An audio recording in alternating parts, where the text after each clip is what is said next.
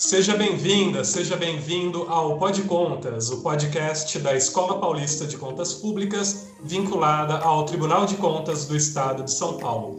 Eu sou Patrick Rafael Comparoni, servidor da escola, estou com o meu amigo Leandro Dalório, coordenador do Observatório do Futuro, e hoje nós temos o prazer de receber nossos colegas no TCESP, a Roberta Veras, o Vanderlei Marsola, os dois diretores de fiscalização. Nossos convidados vão falar conosco sobre políticas públicas para a primeira infância. Roberta, Vanderlei, sejam bem-vindos ao Pod Contas e muito obrigado por estarem gravando hoje conosco. Boa tarde, eu agradeço muito o convite, é uma honra, uma alegria aqui falar sobre um tema tão caro, tão atual e importante para a nossa sociedade. Boa tarde, Patrick. Boa tarde, Leandro. É um prazer estar com vocês e um prazer ainda muito maior dividir essa bancada com a Roberta Veras, nossa diretora aí e nossa mestra da primeira infância. Muito bom. Para começar o nosso episódio, Roberta, eu gostaria que você situasse um pouco melhor a nossa audiência sobre o tema, explicando um pouquinho sobre o que é a primeira infância e por que é tão importante. Leandro, a primeira infância ela corresponde ao período que vai da gestação até os 6 anos de idade do indivíduo. Essa é uma fase absolutamente crucial. Ela é determinante para que uma pessoa possa alcançar todo o seu potencial ao longo da vida.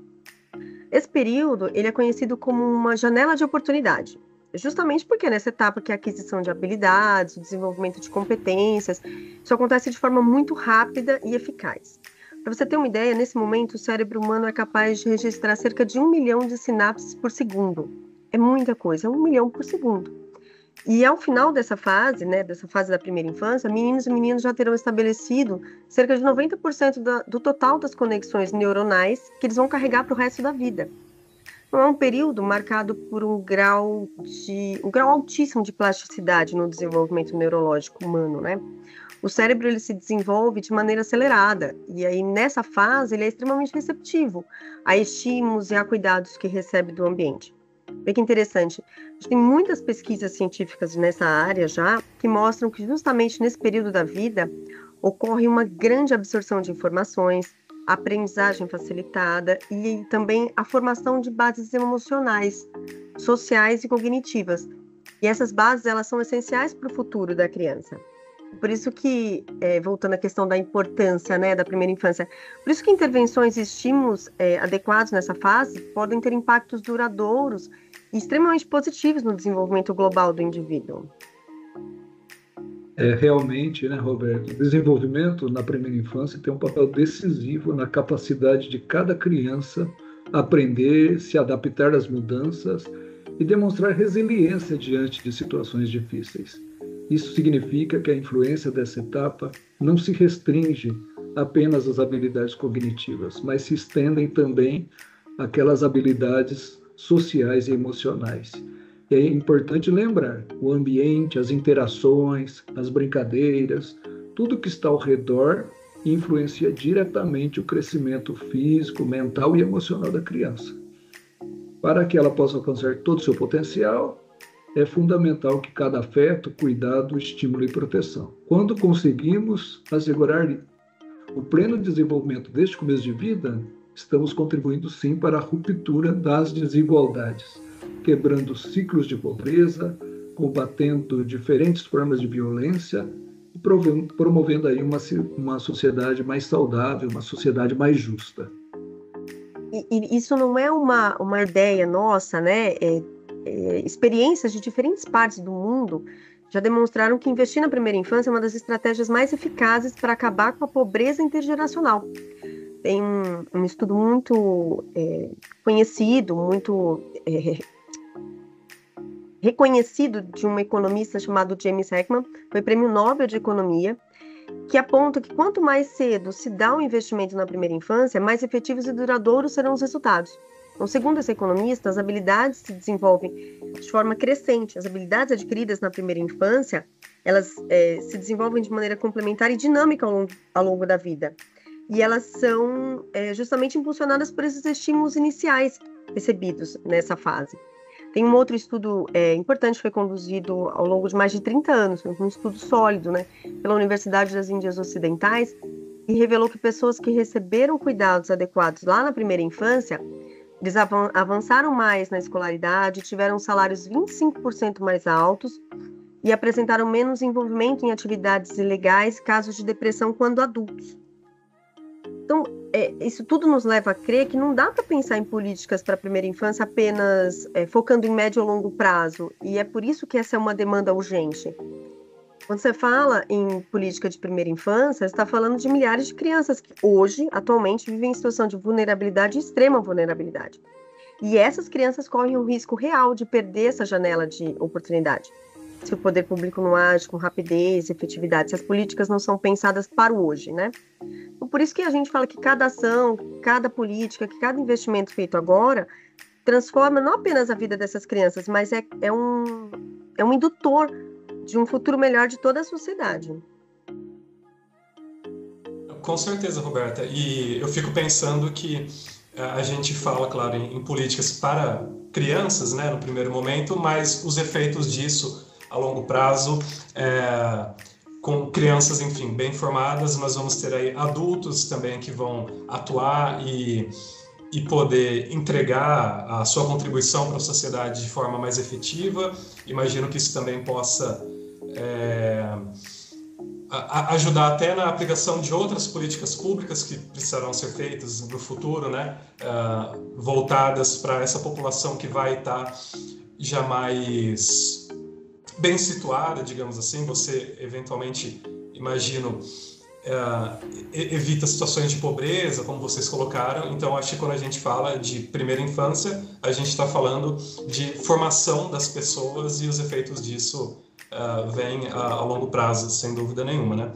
Agora, Vanderlei, eu queria saber o que prevêem o Pacto Nacional pela Primeira Infância e a nota recomendatória que foi assinada por diversas entidades ligadas aos tribunais de contas, além de outros organismos, que trata da priorização da primeira infância no orçamento público. Patrick e Leandro, né? Essa é uma grande questão. Como assegurar os direitos de mais de 12 milhões de crianças brasileiras na primeira infância em um país marcado por profundas desigualdades socioeconômicas, étnico-raciais, regionais e de gêneros. Sabemos que a legislação brasileira, que garante os direitos de meninos e meninas, é reconhecida mundialmente.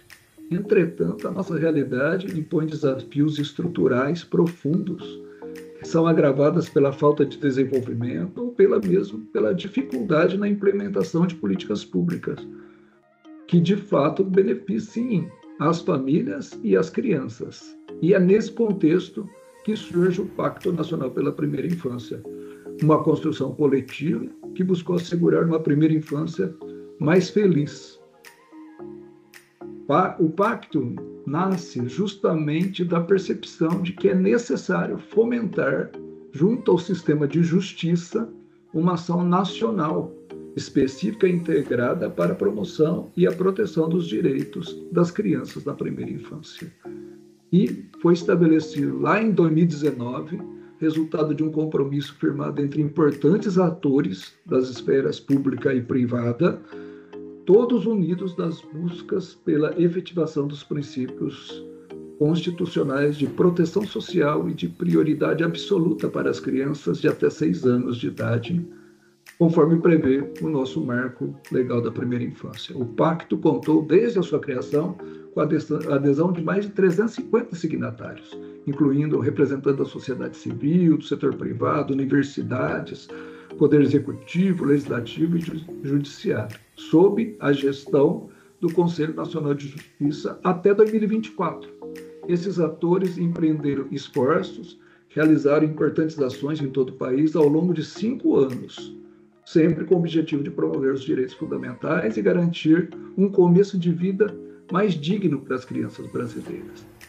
Essas ações visaram assegurar acesso à saúde, educação, proteção, nutrição, moradia e, acima de tudo, amor e cuidado às crianças, promovendo avanços significativos. Em 2024, ao completar 5 anos, o Pacto Nacional pela Primeira Infância teve sua renovação confirmada, o que permitirá que, por mais 5 anos, importantes ações constituem e serão realizadas em prol das nossas crianças. Agora, nesta segunda fase, houve uma mudança importante.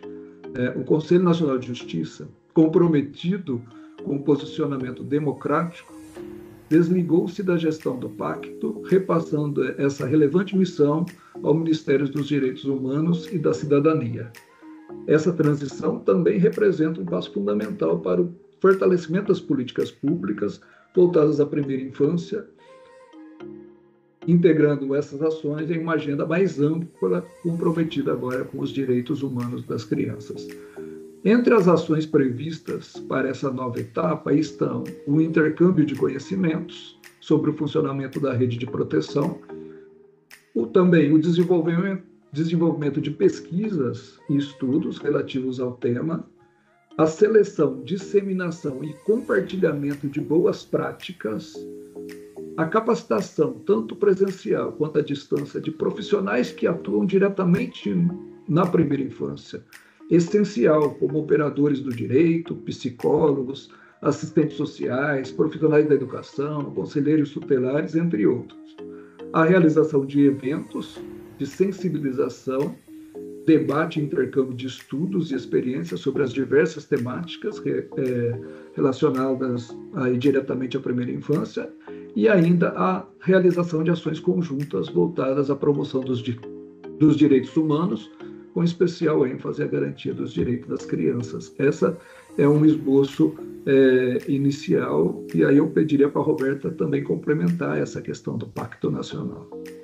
É interessante a gente acrescentar que o Tribunal de Contas do Estado de São Paulo, ele é signatário desse Pacto da Primeira Infância, né? E a gente demonstra com isso o compromisso com essa promoção dos direitos das crianças, com a construção de políticas públicas mais eficientes e, sobretudo, integradas aqui no Estado de São Paulo e nos municípios paulistas.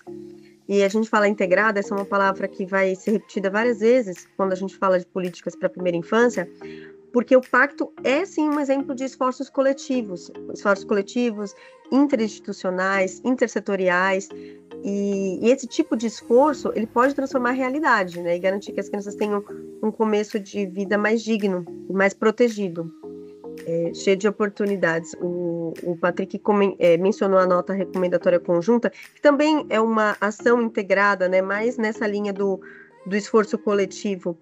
Essa nota recomendatória conjunta 1 de 23, ela foi voltada aos legisladores dos municípios, dos estados e do Distrito Federal. E num esforço conjunto, ela é assinada pelo Instituto Rui Barbosa, a Associação dos Membros dos Tribunais de Contas do Brasil, a Associação Brasileira dos Tribunais de Contas dos Municípios, o Conselho Nacional de Presidentes dos Tribunais de Contas, o CNTPC, a Frente Parlamentar Mista da Primeira Infância e a União de Vereadores do Brasil.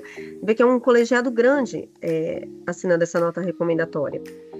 E esse documento, ele deu um passo importante, porque ele inseriu no contexto da prioridade, ele se inseriu no contexto da prioridade absoluta da criança e do adolescente, mas ele deu um passo além.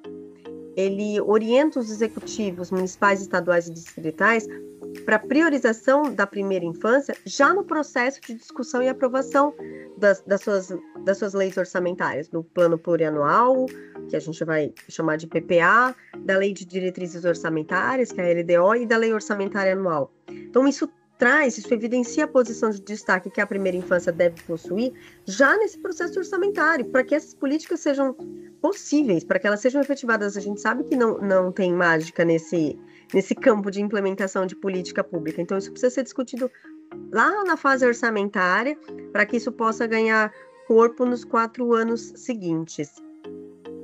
E essa recomendação, ela se baseia em diversos fundamentos legais. Então, essa nota recomendatória tem lastro aí no artigo 227 da Constituição Federal, no artigo 4 do Estatuto da Criança e do Adolescente, e está profundamente alinhada com o Marco Legal da Primeira Infância.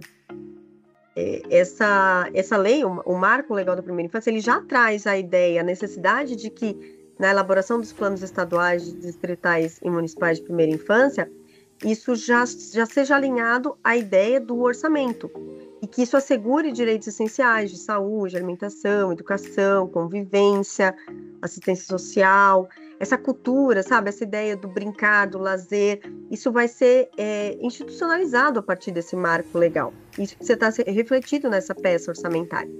E é isso que a nota recomendatória que o Patrick citou traz. E esse é um momento muito importante, porque a gente está discutindo agora, os municípios estão discutindo agora o ciclo orçamentário 2026-2029. Então, esse é um momento crucial, ele é decisivo dentro do âmbito municipal, que ele representa uma nova oportunidade para a gente garantir a manutenção dessa agenda prioritária da primeira infância dentro dos municípios. Então, é um momento de planejar o nosso próximo ciclo orçamentário.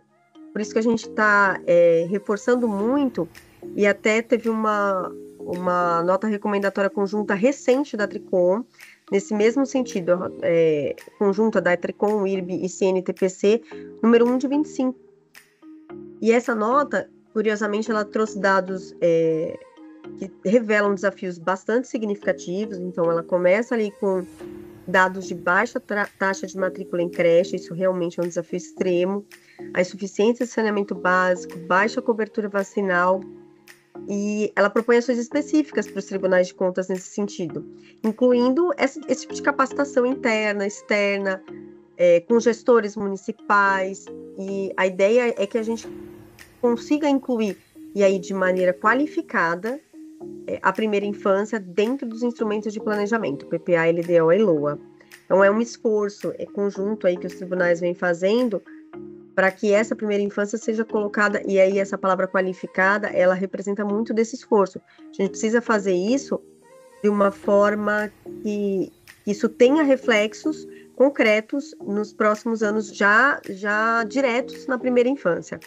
Então, que esse PPA ele tenha metas desdobradas de forma adequada, objetivos claros, finalidades claras para cada ação, programas com atividades concretas, indicadores, metas quantificadas e passíveis de serem mensuradas. A gente pode listar uma série de requisitos, e é importante que a gente faça isso para que essas peças elas sejam realmente estruturadas de forma a serem implementadas, né? E isso vai se refletir numa LDO também com metas e prioridades relacionadas ao plano da primeira infância de maneira coordenada, com critérios claros, né, e específicos.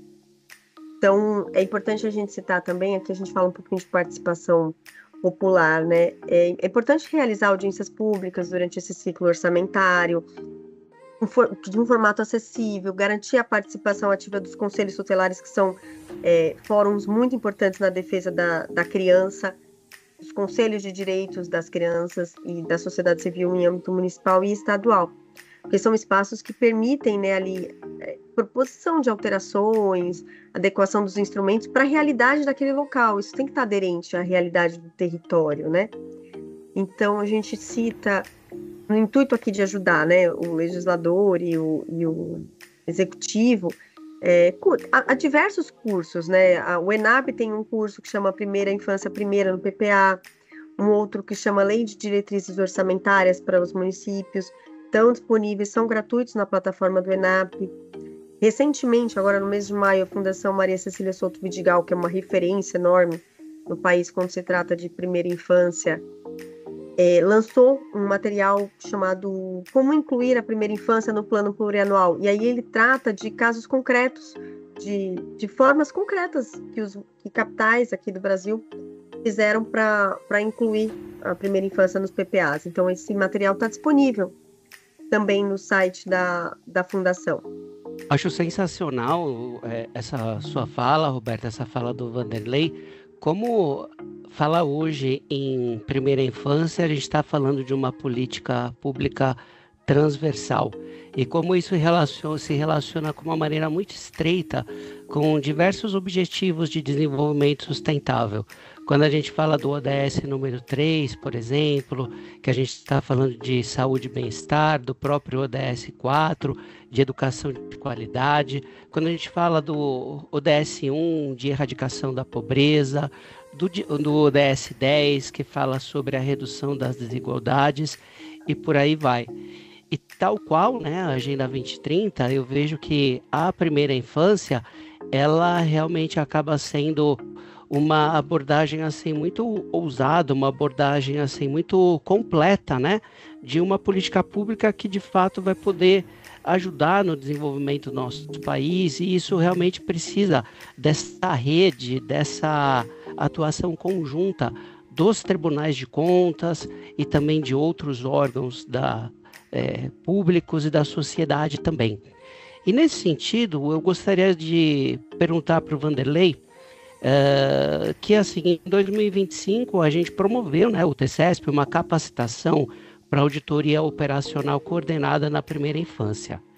Quais tendem a ser os focos do Tribunal de Contas nessas auditorias e como essa ação de controle externo pode contribuir com a primeira infância? Leandro, muito obrigado pela pergunta. Realmente, o Tribunal de Contas, nos dias 25 a 27 de março, agora de 2025, o Tribunal de Contas do Estado de São Paulo, né, o nosso TCESP, sediou aqui na capital uma importante capacitação para uma auditoria operacional coordenada na primeira infância. Foi uma capacitação organizada em parceria com o Instituto Rui Barbosa, o IRB, com a Associação dos Membros dos Tribunais de Contas do Brasil, a TRICOM, e com diversos tribunais de contas do Brasil, envolvendo toda essa gama de tribunais. O foco principal desse encontro foi a avaliação das visitas domiciliares nos programas nacionais Estratégia de Saúde da Família, o ESF, a ESF, e Primeira Infância no SUAS, Criança Feliz, o PCF. Essa capacitação teve um papel essencial: aprimorar o conhecimento dos participantes sobre esses programas de visitação domiciliar lá na ponta, além de fornecer a oportunidade de realizar treinamentos práticos alinhados com os procedimentos da auditoria. Após essa etapa preparatória, a auditoria agora avança para a sua fase de execução. Entre os meses agora de abril e junho, os tribunais realizarão atividades de coleta de dados, entrevistas e visitas aos municípios selecionados, seguindo a matriz de planejamento elaborado na fase inicial. Essas informações, após essa coleta, elas serão enviadas por meio de um formulário eletrônico que permitirá a sistematização dos dados e a produção de um relatório conjunto, bem como um sumário executivo. E o que é muito importante, os resultados consolidados dessa auditoria serão apresentados durante o segundo Encontro Nacional da Primeira Infância, o ENAP, organizado pelo Tribunal de Contas do Estado de Minas Gerais, o TCE-MG, e pela TRICOM, e acontecerá em agosto na cidade de Belo Horizonte. Só acrescentando ao que o Vanderlei estava falando sobre essa fiscalização, ela é interessante porque ela permitirá uma avaliação abrangente das políticas públicas voltadas ao desenvolvimento integral da criança, com foco especial nessas visitas domiciliares e na articulação intersetorial que o Leandro mencionava, com áreas fundamentais como a saúde, educação, saneamento, assistência social e segurança. Então, o foco é nas visitas e na base da articulação intersetorial. Um trabalho interessante nesse sentido, que a gente vai analisar a existência de requisitos mínimos, né, de governança nesses arranjos institucionais entre esses diversos atores responsáveis pela implementação e gestão desses programas, que são muito importantes em âmbito municipal, tanto a Estratégia da Saúde da Família, quanto o Programa Criança Feliz, que após o reordenamento passou a se chamar Primeira Infância no SUAS. E são dois programas, eles são centrais para as crianças e para as gestantes, especialmente aquelas famílias em situação de vulnerabilidade. Eles têm uma importante missão de promover a proteção da família, para que essa família tenha condição de exercer sua capacidade protetiva, de orientar, estimular, fortalecer as relações de vínculo e o cuidado no meio familiar. Esse cuidado no meio familiar, ele se estende também para a comunidade em torno da criança. Então, esses programas, eles têm um papel muito importante. Estratégia de saúde da família, por exemplo, ela é voltada à prevenção, provisão de cuidados básicos de doença, e isso é feito por meio de acesso das equipes que são compostas por enfermeiros, médicos, técnicos. Então, o agente comunitário de saúde é uma figura central nesse processo. E isso transformou a forma como os serviços de saúde eram oferecidos antes da implementação do sistema, antes da implementação dessa estratégia. Então, isso promove um acesso descentralizado e muito vinculado ao território da família. É o cuidado chegando na casa da pessoa. Isso é muito importante quando a gente fala de famílias cuidar das famílias com tempo, com recurso, capacitar essa família, oferecer conhecimentos e habilidades que possam estimular o cuidado integral da criança. Da mesma forma, o Criança Feliz, né, que ele vem desde 2016, ele foi criado em 2016, já como parte da implementação do Marco Legal da Primeira Infância, e diferente do Estratégia da Saúde da Família, eles têm um pouquinho de diferença entre eles, que o Estratégia ele foca um pouco mais nessa melhor prática de preparação de alimentos, no aleitamento materno, na imunização. O Criança Feliz, ele tem um foco na parentalidade, no fortalecimento de vínculos, na intervenção parental, nos estímulos, no brincar, no cuidar, no ler para a criança. Ele fortalece, potencializa a família, a capacidade da família no cuidado. A palavra cuidado ela é muito importante aqui nesse cenário. E esses dois programas juntos, eles favorecem esse fluxo entre as demandas da família e os serviços oferecidos pela assistência social, a saúde, educação, cultura, o sistema de justiça. Então, isso tudo fortalece o sistema de garantia de direitos dessas crianças. Só que para isso acontecer sem sobreposição de serviços, é que essa articulação intersetorial é indispensável. E aí que a gente entra com a questão da fiscalização.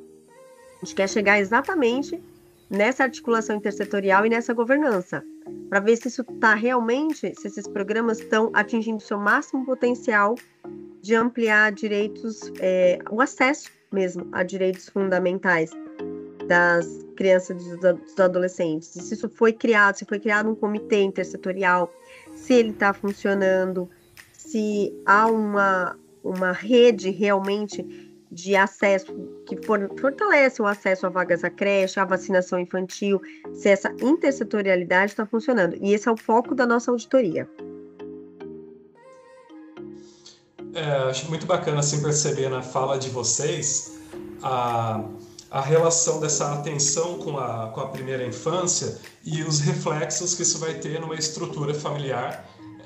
E acho que isso traz ganhos muito grandes assim, também, né, para a sociedade.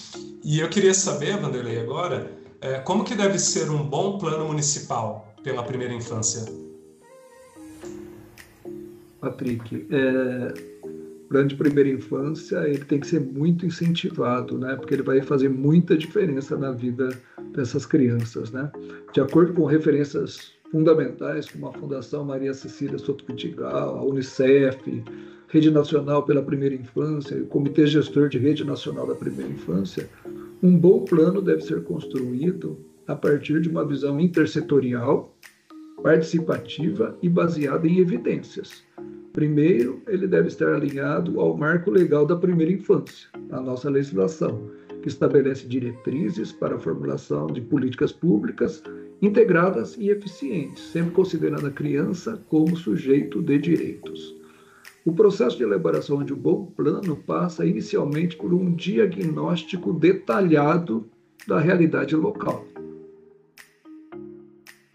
Esse diagnóstico deve identificar as características demográficas, socioeconômicas, sanitárias e educacionais das crianças e de suas famílias no território.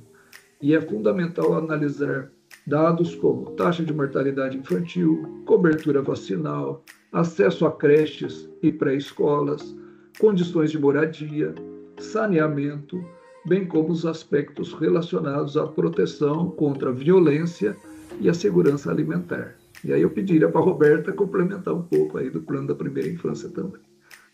Eu complemento essa sua última fala, Vanderlei, sobre a adesão do plano à realidade efetiva daquele território, é um ponto assim que eu queria destacar antes de avançar para os próximos pontos. Então, um primeiro passo para um bom plano é um bom diagnóstico. Ele tem que olhar para a realidade daquele território.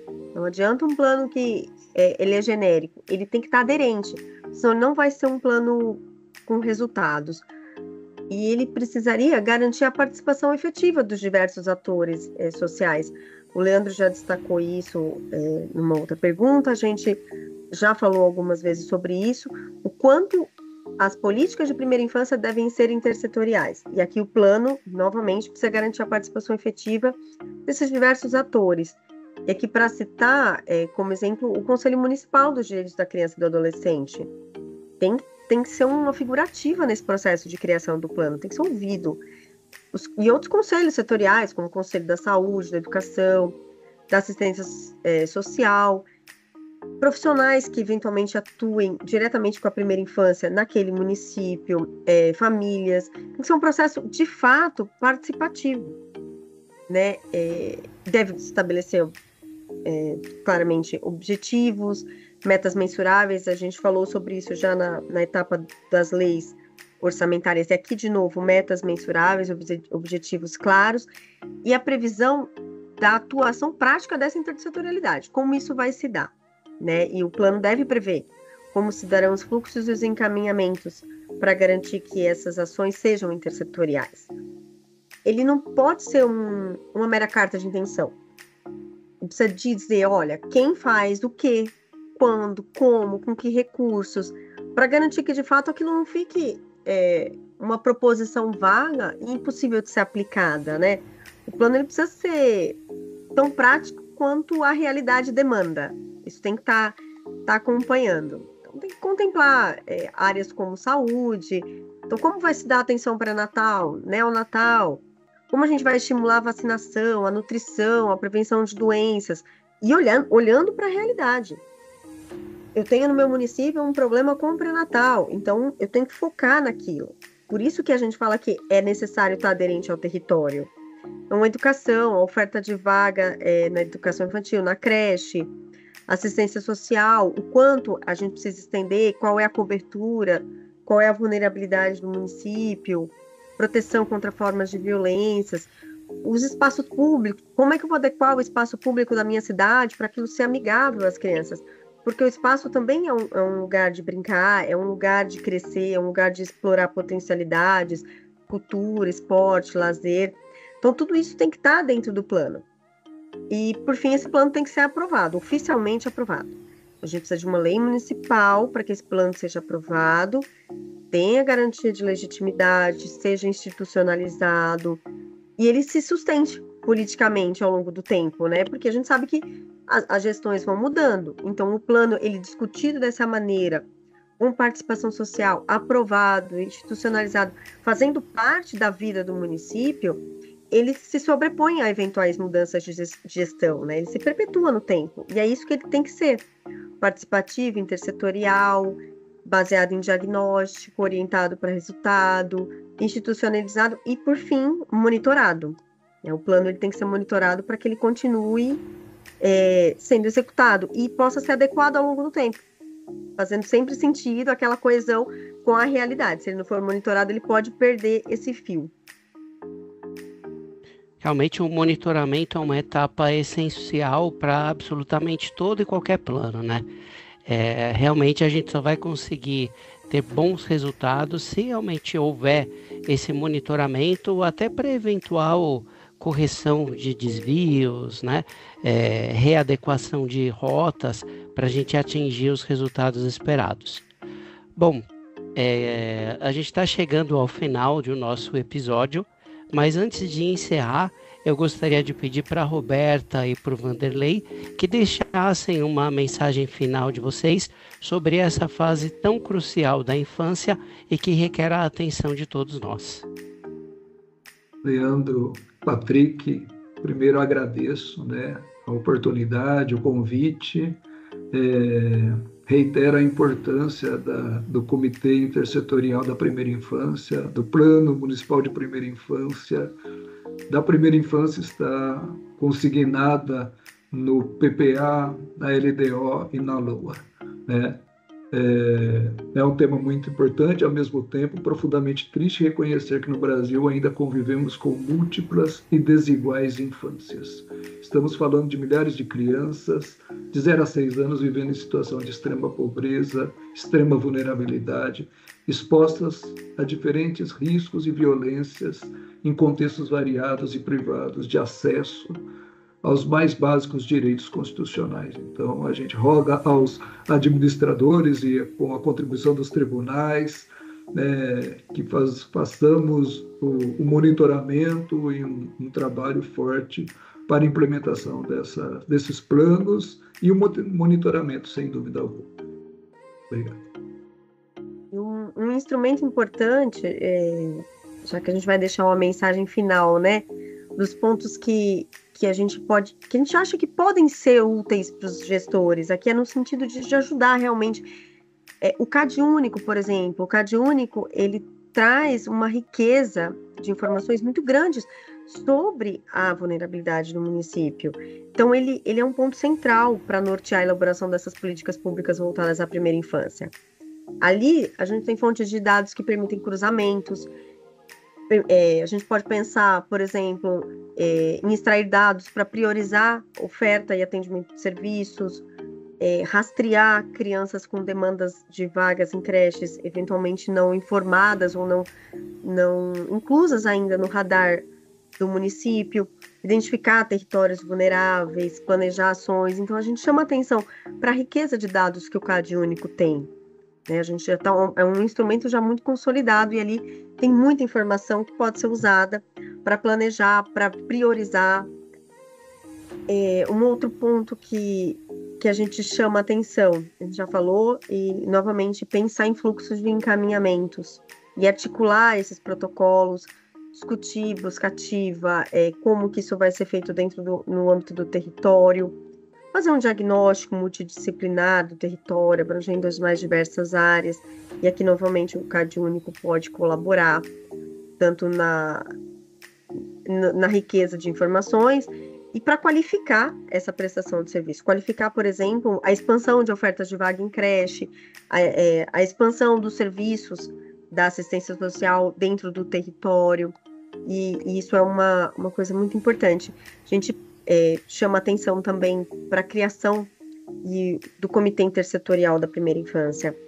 Não só a criação, mas que a gente consiga manter esse comitê vivo dentro do município.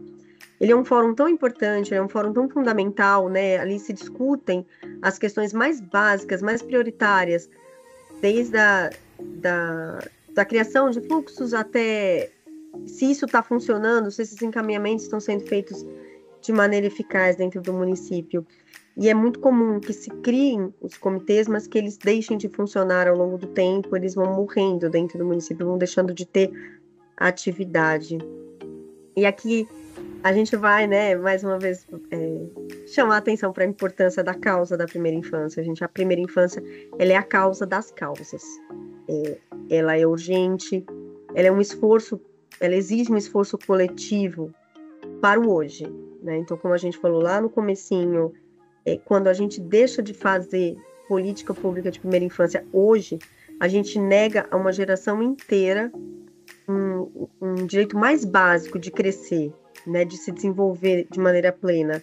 A gente compromete toda uma infância e aí se criam as bases de um futuro mais desigual. Então, ela, além de ser a causa das causas, ela é uma causa urgente, é uma causa do hoje. É só esse recado final aí.